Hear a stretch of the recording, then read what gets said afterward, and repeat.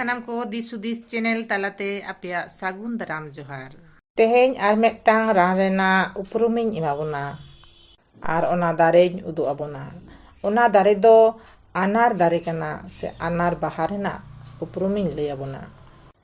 Noy noa anar dare do jhoto hor bon chinhaw ka ar gota ge tahe barak gea baray gea bon jo bili hobon nyel ka menkhan noa rena baha adi gun rena jinis kana onagiñ lay anjom abon kana.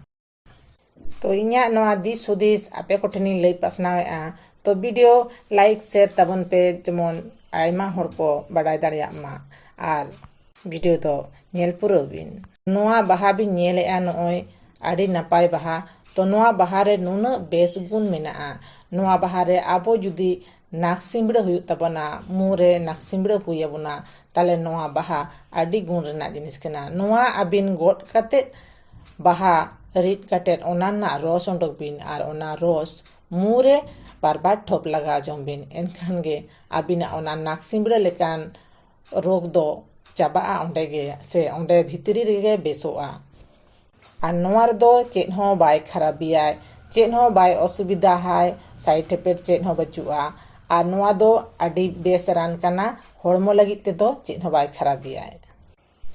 Ar noa judi baha jaha nyur akan baha ona abin halang samtaw kate aguite ar rohor ka bin rohor kate ona gunda kate doho ka bin ar one je abo chai bon benawa ona chai re noa abin baha lagaw bin enkhan ge adi best chai benaay ar ona noa hormo lagi nuna best chai bena abina digestic thik tabina abina hormo rena jaha chomta rengej hina